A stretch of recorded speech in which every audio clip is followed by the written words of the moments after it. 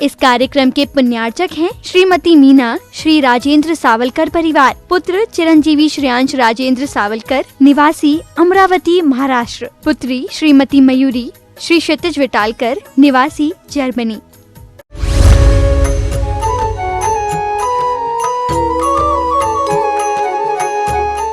पिछले दिनों में आपने अरहत भक्ति, आचार्य भक्ति और बहुश्रुत यानी उपाध्याय की भक्ति के संदर्भ में सुना। आज का क्रम है प्रवचन भक्ति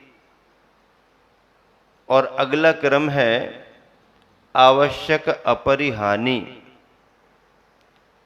प्रवचन भक्ति का मतलब क्या है? प्रवचन किसे कहते हैं? आचार्यों ने व्याख्या की है। तीर्थंकर भगवंतों के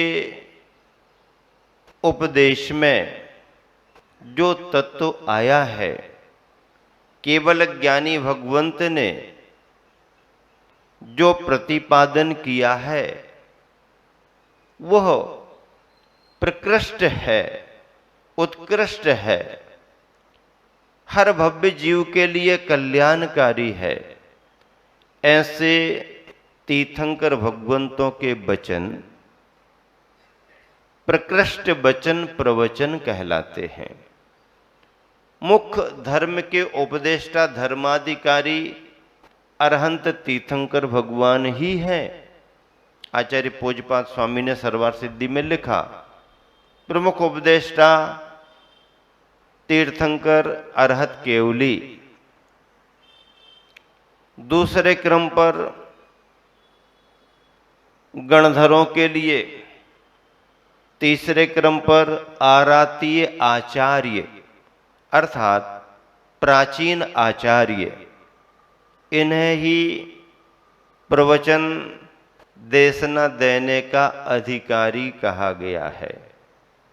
अब इसके अलावा जो भी क्रम और परिपाटी चल रही है वह सब उन्हीं की छत्र छाया में चल रही है। गौण रूप से मुनिजन भी और गौण रूप से वृत्तिजन भी और गौण रूप से विद्वान भी और गौण रूप से अविरत सम्यक दृष्टि भी इस परंपरा को आगे बढ़ा रहे हैं। पर इन सब का क्रम गौण रूप में है।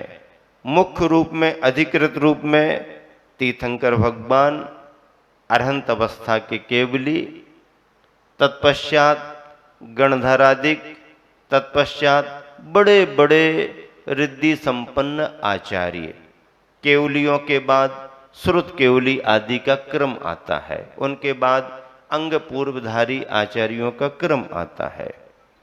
इस तरह से श्रुत ज्ञान की परंपरा चतुर्थ काल से लेकर के पंचम काल के इस समय तक चली आ रही है। जिस समय तीर्थंकर और केवली भगवान होते हैं, रिद्धि संपन्न आचार्य होते हैं, उस समय धर्म के सिद्धांतों को लिख करके किसी को बताने की जरूरत नहीं, क्योंकि वो स्वयं मौजूद हैं। जब उन आचार्यों का अभाव होने लगता है, उस ज्ञान का लोप होने लगता है, तो फिर धरसेन स्वामी को चिंता हुई। उन्होंने 2 शिष्यों के लिए जो उनका भाव था वो उपदेश दिया, फिर आदेश दिया, जो मैंने आपको ज्ञान दिया है इसका आप लेखन करें ताकि यह श्रुत आगम के रूप में सुरक्षित हो जाए। और वही लिखे गए ग्रंथ परंपरा से, परिपाटी क्रम से अनेक अनेक आचार्यों के द्वारा आगे बढ़ते गए, लिखे जाते रहे, आज हमारे तुम्हारे सामने हैं। प्रवचन भक्ति भावना का सार ये है कि जिस श्रुत का प्रतिपादन भगवंतों ने, आचार्यों ने किया है, वह श्रुत और उस श्रुत को जो लिपिबद्ध किया गया है वह चाहे ताड़पत्र में हो, चाहे वर्तमान की व्यवस्था में प्रिंट हुए हों, यह सब आगम हैं। इसे आगम क्यों कहा गया? क्योंकि इसमें परमार्थ की बात है, कल्याण की बात है, जीव सिद्धांत की बात है, जीव के साथ लगे हुए कर्मों के कर्म सिद्धांत की बात है, पुण्य पाप की बात है, हे तत्व को बताया है, गे तत्व को बताया है और उपादेय तत्व को भी बताया है। चारों अनुयोगों की भाषा में जो श्रुत हमारे सामने उपलब्ध है उसे आगम कहा गया। प्रथमम करणम चरणम द्रव्यम नमः, ये आगम है। इस आगम की सारगर्भित व्याख्या ये है, आ गा और मा। अ आप्त कथित, ग गणधर रचित, म मनन करें मुनिराय मुनिराज। भगवान ने कहा, गणधरों ने गूंथा, आगे बढ़ाया और आचार्य मुनिजन जिसका निरंतर मनन चिंतन कर रहे हैं, जिसके अनुसार अपना जीवन बना रहे हैं, ये आगम है। ऐसे आगम को प्रवचन कहा गया है।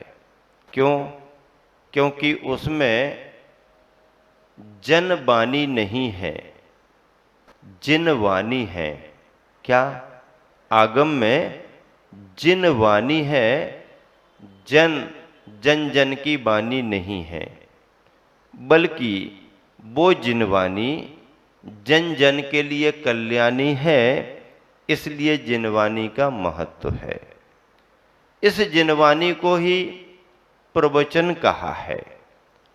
अब चाहे वो पूजा के रूप में लिखी गई हो, चाहे गाथाओं के रूप में लिखी गई हो, चाहे सूत्रों के रूप में लिखी गई हो, चाहे स्तोत्र के रूप में लिखी गई हो, चाहे प्रथमानुयोग के रूप में लिखी गई हो, चाहे करणानुयोग, चरणानुयोग, द्रव्यानुयोग, किसी भी विधा में लिखी गई हो या किसी भी विधा में मुनि राजों के द्वारा उसका प्रतिपादन हो रहा हो, जो मुख से निकले वचन और शास्त्रों में लिखी हुई शब्दावली है, वह शादवाद और अनेकांत के सिद्धांत को लेकर वीतरागता का पोषण करती हो, हिंसा, आरंभ, परिग्रह आदि की पुष्टि न करती हो, व्रतों का, संयम का, श्रावकाचार का, मूलाचार का व्याख्यान करते हो, वो सब जिनवाणी ही मानी गई है।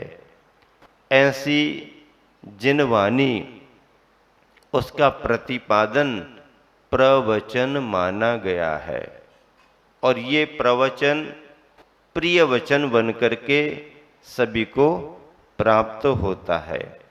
व्याख्याएं बहुत हैं, लेकिन आगम के प्रति, श्रुत के प्रति भक्ति, सम्यक दृष्टि भव्यात्मा का एक विशेष भाव होता है। संलेखना के समय में भगवती आराधना ग्रंथ और मरण कंडिका आदि में ये कहा गया, जब वह साधक अपनी साधना को आगे बढ़ाते बढ़ाते क्रमशः आहार को कम करते हुए, फिर पेय पदार्थों को कम करते हुए धीरे धीरे पूर्ण त्याग की स्थिति में आ जाता है, जब उसने जल ग्रहण करने का भी त्याग कर दिया, अब उसके लिए भोजन क्या? उसने तो ये बाहर का भोजन छोड़ ही दिया। अब उसके लिए भोजन क्या? धर्मामृतम च भोजनम, धर्म रूपी अमृत का ही अब वो पान करेगा। ज्ञानामृतम च भोजनम, ज्ञान रूपी अमृत का ही पान करेगा। ज्ञान, तत्व की, धर्म की बातें आचार्य ज्ञान सागर जी ने आखिरी में पूर्ण रूप से जल छोड़ दिया। आचार्य श्री बतलाते हैं, उसके बाद भी इतने सजग आचार्य श्री अपने गुरु की सजगता की परीक्षा करने में उन छपकराज मुनिराज जो शिष्य बन करके अपने शिष्य से अपने शिष्य को गुरु बना करके संलेखना ग्रहण किए हैं, वो शिष्य गुरु बन करके अपने गुरु शिष्य की परीक्षा लेने के लिए आचार्य बताते बीच बीच में पाठ सुनाते सुनाते चला करके मैं गलत उच्चारण कर देता था, ये समझने के लिए कि ध्यान से सुन रहे कि नहीं सुन रहे। लेकिन जहां भी शब्द यहां वहां उच्चारण हुआ और ज्ञान सागर जी महाराज जी पहले अंगुली से संकेत करते थे कि आपने गलत पढ़ दिया, अंगुली से संकेत। जब अंगुली से संकेत करना भी उनको थोड़ा असुविधाजनक हुआ तो फिर आचार्य जी कहते थे आंखों की ये पलकें वगैरह हिला करके ऐसा, मतलब सावधान तुम सही पढ़ करके सुनो, इतनी सजगता। ये तो राजस्थान वाले कितने भाग्यशाली हैं कि जहां गुरुवर की दीक्षा हुई, गुरुवर ने अपने गुरुवर की संलेखना संपन्न कराई। इन लोगों ने देखा है, ये सभी चलकरंजी से आए, ये बताते कि वहाँ ये होता था वो होता था, व्यापार के लिए महाराष्ट्र चले गए, लेकिन राजस्थान की जड़ें अभी आवा से आए हुए हैं। ये सब आचार्य श्री की पुरानी बातों को जानते हैं। अब जो बातें आप यहाँ की आचार्य श्री की जानते हैं वो वाले नहीं जानते, उनको यहाँ का सुनने की जिज्ञासा रहती है, हमारे तुम्हारे को वहाँ का सुनने की जिज्ञासा रहती है। मतलब धर्म की परंपराएं कैसे कैसे आगे बढ़ी, आचार्य श्री ने अपना जीवन कैसे कैसे आगे बढ़ाया, आज अपरंपार विशाल समुद्र की तरह व्यक्तित्व दिखाई दे रहा है। ये आज का दिन है, लेकिन उसके पहले 50-55 वर्ष की साधना का काल, उनका जीवन, उनका व्यक्तित्व, उनकी कठिनाइयाँ, उनका अपना तपस्चरण, उनके लिए भी व्यवधान बाधाएं किसी भी रूप में आई होंगी, उन सबको दृढ़ता से और समता से, दोनों पक्ष जरूरी हैं, दृढ़ता भी जरूरी है और समता भी जरूरी है, पार करके आज जिस मुकाम पर गुरुवर हैं हम और आप कल्पना नहीं कर सकते। अपन सोचते हैं कि पहले के समय में गुरुओं के मुख से जो निकल जाता था उनके शब्द आशीर्वाद बनकर के सार्थक हो जाते थे। आज हम देख रहे हैं कि आचार्य श्री ने 10, 15, 20 साल पहले से जो उपदेश देना शुरू किया था, लौट चल, लौट चल, लौट चल, कहां लौट चल? इंडिया से भारत की ओर लौट करके आ जाओ, उनके ज्ञान में झलका होगा, उनकी भाव भासना हुई होगी कि यह समय है जब इस राष्ट्र के लिए पुनः उसकी विरासत से जोड़ दिया जाए, उसकी अपनी ऐतिहासिक पहचान से जोड़ दिया जाए। हजारों लाखों वर्ष करोड़ों वर्षों का पुराना इतिहास, आदिनाथ पुत्र सम्राट चक्रवर्ती भरत के नाम से जो भारत बना है, इंडिया से वो पहचान नहीं बनेगी, वो पहचान भरत के भारत से ही बनेगी। एक स्वप्न देखा होगा, हो सकता है उनके दिव्य ज्ञान में आया होगा कि ये जो मैं देख रहा हूं ये सच होने वाला है, मैं जो देख रहा हूं उसे सच करना है, और उनकी भावना निकली, आशीर्वाद निकला। इतने बड़े तपस्वी की वर्गनाओं ने देश को प्रभावित किया, उनके प्रवचनों ने प्रभावित किया, और आज वो सब आप देख रहे हो। ये गुरुओं का प्रभाव। संलेखना के समय फिर क्या जल भी छोड़ दिया, ज्ञानामृतम च भोजनम, सुबह शाम तत्व की बात, धर्म की बात सुन रहे हैं छपक। सुनाने वाले की भी प्रवचन के प्रति, श्रुत के प्रति भक्ति है, सुनने वाले के मन में भी ज्ञान के प्रति, श्रुत के प्रति भक्ति है। आचार्य अकलंक स्वामी ने राजवार्तिक में लिखा है, क्या लिखा है?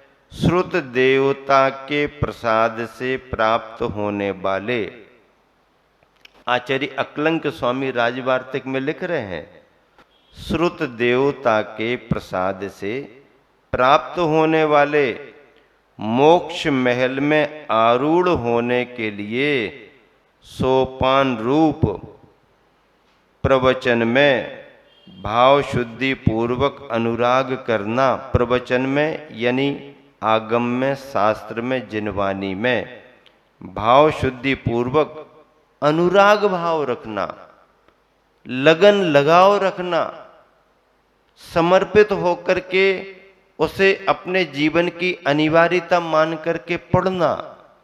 इसके लिए आचार्य अकलंक स्वामी ने प्रवचन भक्ति कहा है।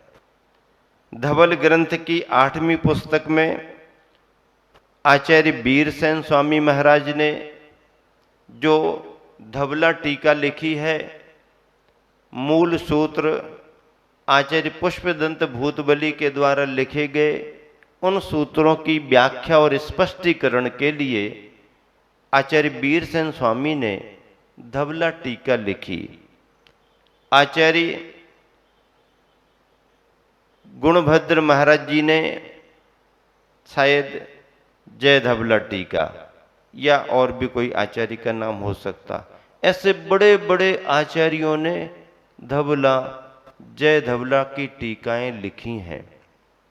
उनसे हम सूत्रों का अर्थ समझते हैं, लगाते हैं। वीरसेन स्वामी ने क्या लिखा धवला टीका में? प्रवचन में कहे हुए अर्थ का अनुष्ठान करना।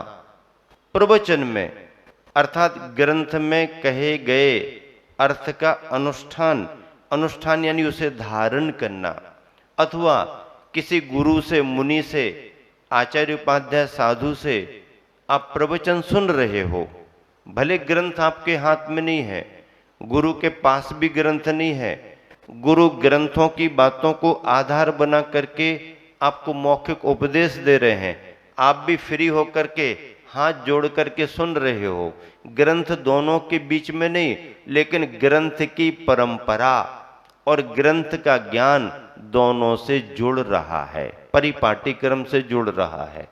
अगर सुनने वाला श्रोता बहुत विनय पूर्वक, भाव पूर्वक उस ज्ञान के लिए सुन रहा है, धर्म की बात को सुन रहा, और सुनाने वाला पूर्ण अवधान पूर्वक, पूर्ण स्मृति पूर्वक आगम की सभी व्याख्याओं को ध्यान में रख करके उपदेश दे रहा है, तो दोनों की प्रवचन भक्ति चल रही है, दोनों की श्रुत ज्ञान के प्रति भक्ति चल रही है। ये श्रुत ज्ञान के लिए समर्पण है, अनुष्ठान है, ये एक बहुत बड़ा तप माना गया है।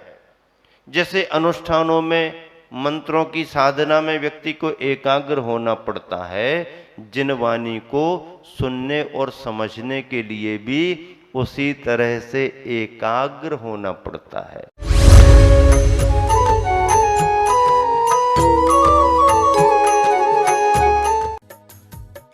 इस कार्यक्रम के पुण्यार्चक थे श्रीमती मीना, श्री राजेंद्र सावलकर परिवार, पुत्र चिरंजीवी श्रेयांश राजेंद्र सावलकर, निवासी अमरावती महाराष्ट्र, पुत्री श्रीमती मयूरी, श्री क्षितिज विटालकर, निवासी जर्मनी।